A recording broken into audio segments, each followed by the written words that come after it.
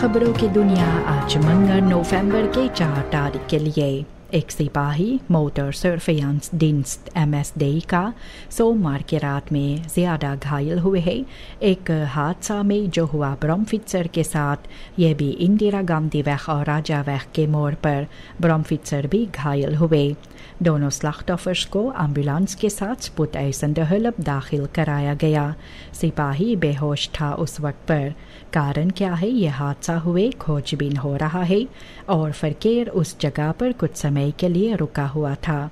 सिपाही भी लोगों को वहां पर कहे थे कोई और रास्ता लेने के लिए।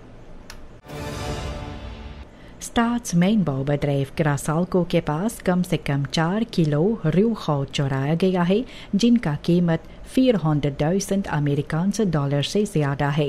ये लापता हो गई है बदरेव्स क्लब से और उसके जगह पर न रखा हुआ। यह पता चला अक्टूबर के 13 तारीख को, लेकिन सुख को आनखिफ्त सिपाही के पास लिफानों पर किया गया।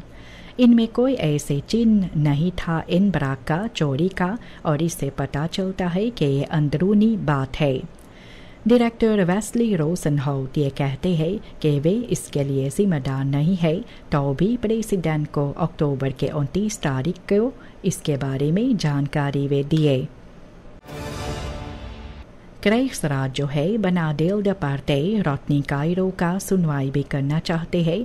ये स्ट्राफजाक मुकदमा जो चल रहा है फॉर्मालिग DNV होफ डानियला फेरा के खिलाफ। प्रेसिडेंट सिंथिया फाउस्टेन मोंटनर ये कही है कि ज़रूरी है क्योंकि नया जानकारी अंदर आई है। ओपनबान मिनिस्टेरी जिनमें ऑडिटर मिलिटर रोमेओ रामप्रसाद है, इनके साथ भी आउटस्टेल इनको दिया गया है नवंबर के 18 तारीख के लिए।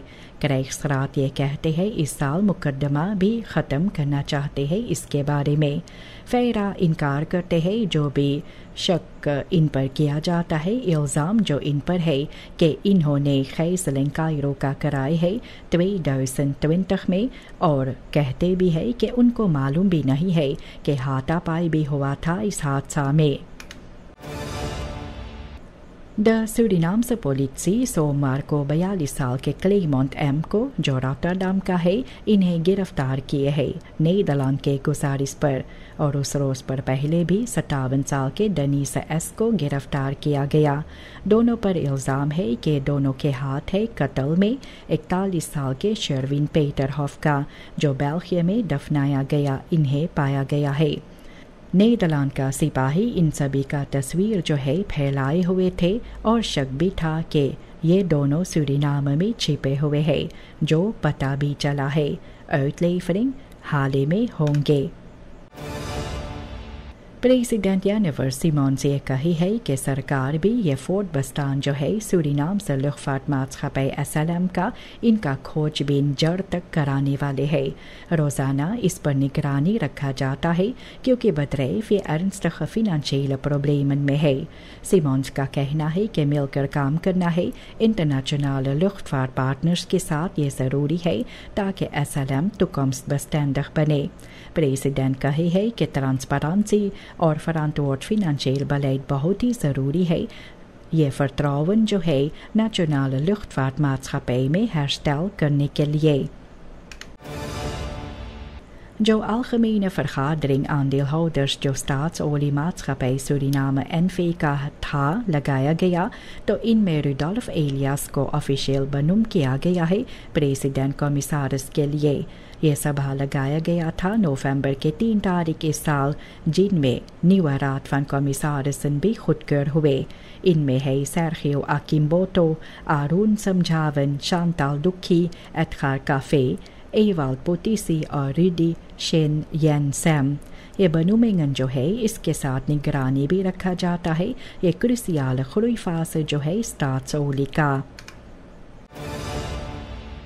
De energiebedrijven Suriname ABS, ये एक इंटरनेशनल कंसल्टेंट के ज़रूरी इनको है ये uitbreiding elektriciteitsnetwerk का कराने के लिए। ये uitbreiding ज़रूरी है क्योंकि काफ़ी मांग है बिजली के लिए। ये भी stedelijke और landelijke gebieden को opvang कराने के लिए। ये कंसल्टेंट जो है ये एक haalbaarheidsstudie करने वाले हैं। technische ontwerpen को beoordeel भी करेगा और राय भी देंगे duurzame energieoplossingen के लिए। ये प्रोजेक्ट जो है बलेट का एनर्जी voorziening का मोडर्निसेर कराने के लिए और betrouwbaar है जो है elektriciteitsnet का बढ़ाने के लिए। De vaste commissie voor Financiën en Planning ये बातचीत किए है सोमवार को vertegenwoordigers के साथ जो है het Hof van Justitie का, het Openbaar Ministerie, de Rekenkamer, de Nationale Assemblée और kabinetten जो है president और vice-president का begrotingen 2026 के लिए। बातचीत के समय भी खास तौर पर ट्रांसपेरेंसी, personeelsuitgaven और financiële discipline पर बात हुआ। Commissievoorzitter Rabindra Parmesar ये कही है कि ये aanbevelingen जो है ये schriftelijk भी रखा जाएगा, जोड़ा जाएगा, verdere behandeling ये begroting का जो होगा। Onduidelijkheid भी है positie minister Dirk Curry जो onderwijs का है।